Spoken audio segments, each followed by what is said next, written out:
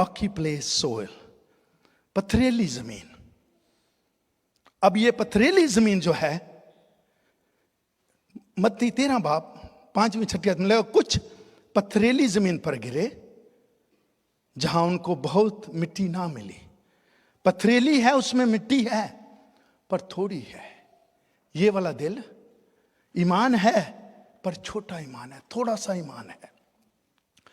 और कुछ पथरीली जमीन पर गिरे जहां उनको बहुत मिट्टी ना मिली और गहरी मिट्टी ना मिलने के सबब से जल्द उग गए, क्योंकि पत्थरों के अंदर जो मिट्टी है वो बिल्कुल सॉफ्ट है और फौरन ये जो प्लांट है वहां से बीज जो है प्लांट की सूरत में निकल आए और जब सूरज निकला तो जल गए।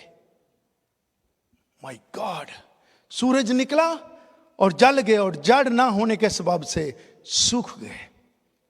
और जकरिया ने इसको इस तरह लिखा है 7 चैप्टर 12 वर्स में, और उन्होंने अपने दिलों को अलमास की मानद सख्त किया। अलमास एक डायमंड है, जो जितने भी डायमंड पाए जाते हैं वो सबसे ज्यादा सख्त डायमंड अलमास है। और अलमास की मानद सख्त किया ताकि शरीयत और उसके कलाम को ना सुने जो रब्बुल फाज ने गुज़श्ता नबियों पर अपनी रूह की मार्फत नाजल फरमाया था। ये कलाम खुदावंद की रूह की मार्फत नाजल फरमाया नबियों के जरिए, उन पे बिलीव नहीं किया। और फिर क्या लिखा है, इसलिए रब्बुल फाज की तरफ से कहर शदीद नाजल हुआ। That's why Lord is so angry with them. जब भी हमें मसला होता है ਅਸੀਂ शैतान ਦਾ ਨਾਂ ਲਾने ਆ। चलो बेचारे शैतान कुछ करता ही होना है, पर यह नहीं कि सारियां गल्लां ओहदियां ने। हर बात में जो कुछ भी अगर प्रॉब्लम आ गई है ये भी शैतान ने की है, मुसीबत आ गई ये भी शैतान ने किया है, और कोई फाइनेंशियल इशू आ गया ये भी शैतान ने किया है। अच्छा जी, शैतान आपके लिए वेला बैठा हुआ है हर वक्त, शैतान पे क्यों ब्लेम करते हैं? What about my self? जो मेरी कमिटमेंट है अपनी खुदा के साथ, उसका फेथ लेवल क्या है कि हर बात में मैं ब्लेम शैतान को करूं और अपने आप को फारिग कर लूं उससे?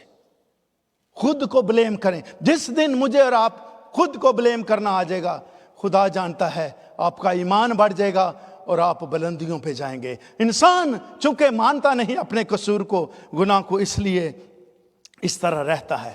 और यर्मिया ने इसका कहा, पहले जकरिया नबी है, उसने कहा नबियों की मार्फत रूह की हिदायत से कलाम भेजा है, शरीयत भेजी है, मैसेजेस भेजे हैं, लेकिन सुना नहीं है।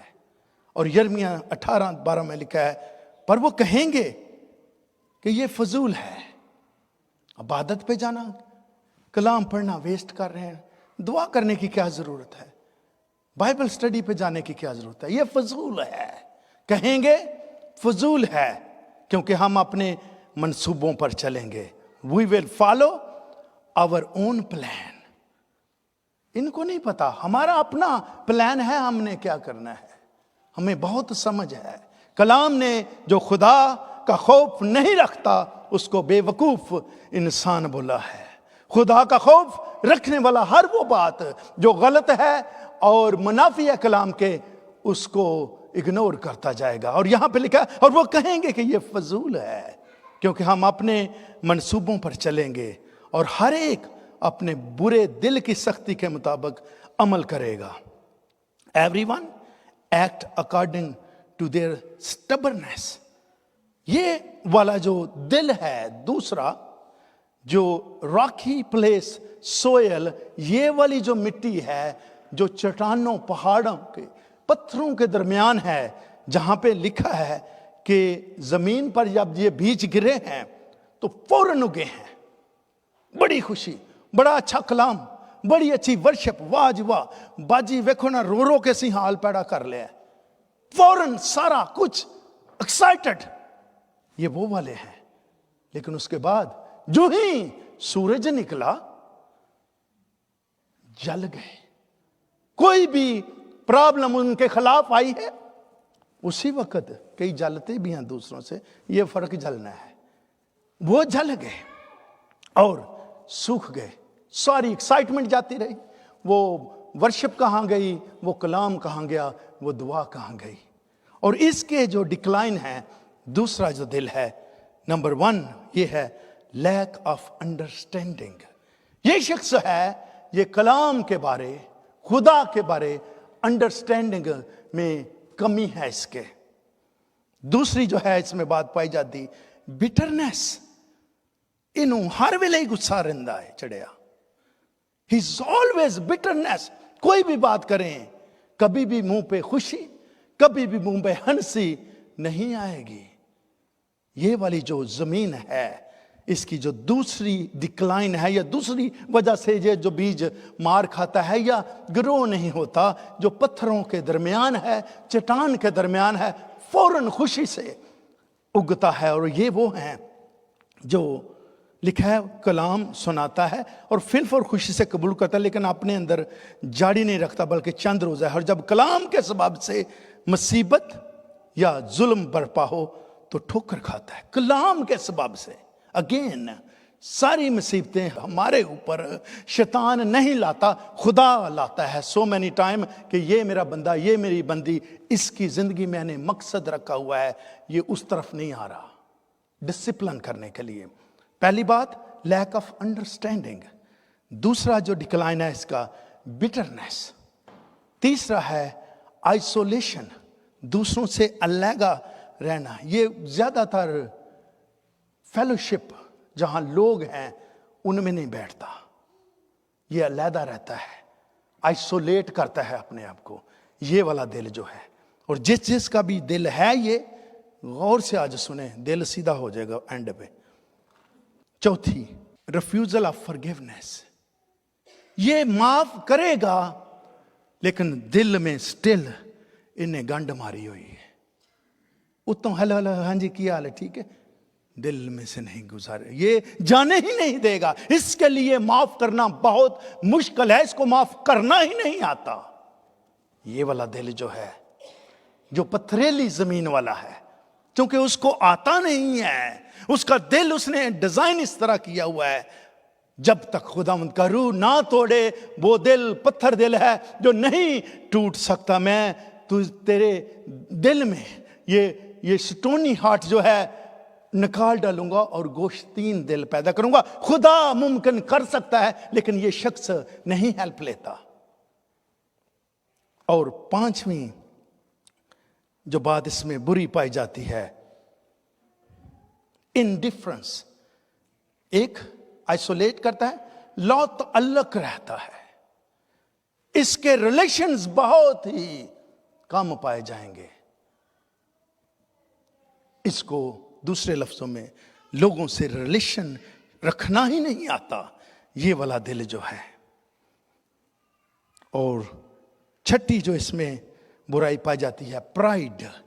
इसमें मगरूरी है, इसमें गुरूर पाया जाता है। और एक बहुत बड़ी जो इसमें खामी है, रिफ्यूजल टू सर्व अदर्स।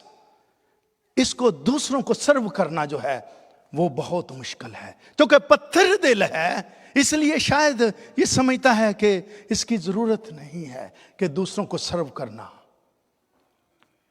ये एक और इसमें बहुत बड़ी खामी पाई जाती है। ये वहां पे सर्व करेगा जहां पे वो चाहता है कि उसको मौका दें तो वो सर्व करे, लेकिन ये सर्व करने वाली स्पिरिट नहीं है, ये बहुत ही डेंजरस दिल है। Lack of commitment. ये कमिटमेंट करेगा टूट जाएगी। ये वाला दिल जो है, वजह क्या है टूटेगी? इसलिए क्योंकि ये बीज पत्थरों के दरमियान है, स्टोनी हार्ट है, जो पत्थरों के दरमियान थोड़ी सी मिट्टी है उसमें गिरा है, फौरन उगा है। ये कलाम को सुनता है, इंजॉय भी करेगा, ये वर्शिप को इंजॉय भी करेगा, ये प्रेयर्स को इंजॉय भी करेगा, लेकिन फौरन थोड़ी देर के बाद अगर कुछ इसके खिलाफ आता है, चाहे वो शैतान की तरफ से हो चाहे खुदा की तरफ से हो, उसी वक्त ये गिर जाता है और सूख जाता है। इसके लिए कलाम मुकद्दस में यिर्मयाह नबी, इसको जो यिर्मयाह नबी है, ये जो मेजर प्रॉफिट हैं उनमें इसका नाम आता है। और यिर्मयाह के लिए वीपिंग प्रॉफिट का नाम दिया गया है। ये हर बात में रो रो कर दुआएं करता था, ये हर बात में रो रो कर खुदा से इल्तिजाएं करता था। वीपिंग प्रॉफिट इसको कहते हैं। और यिर्मयाह क्या है, इसके साथ खुदा कलाम करता है और उसको क्या कहता है कि ऐ यिर्मयाह उठ, कुम्हार के घर जा और मैं वहां अपनी बातें तुझे बताऊंगा। यहां पे जहां तू बैठा है वहां पे नहीं, तुझे कुम्हार के घर जाना है। और मेरे जिसो लिखा है कि ये जब कुम्हार के घर जाता है, खुदा ने फरमाया कुम्हार के घर जा। ये कुम्हार के घर जाता है और देखता है कि कुम्हार एक बर्तन बना रहा है और उसके हाथ से खराब हो जाता है, उसको वो दूसरा बर्तन बना देता है। यिर्मयाह इस बात को खुदा के सामने पेश करता है कि खुदावंद ये जो तूने मुझे बात बताई है, क्योंकि तू खुदा है और हर इंसान जो है ये मिट्टी है और मिट्टी के बर्तन बनाए जाते हैं। अगर वो बर्तन जिसको बना रहा था, जिसको शेप दे रहा था चाक के ऊपर, अगर वो प्रॉपर नहीं बना, उससे उसने दूसरा बर्तन बनाया।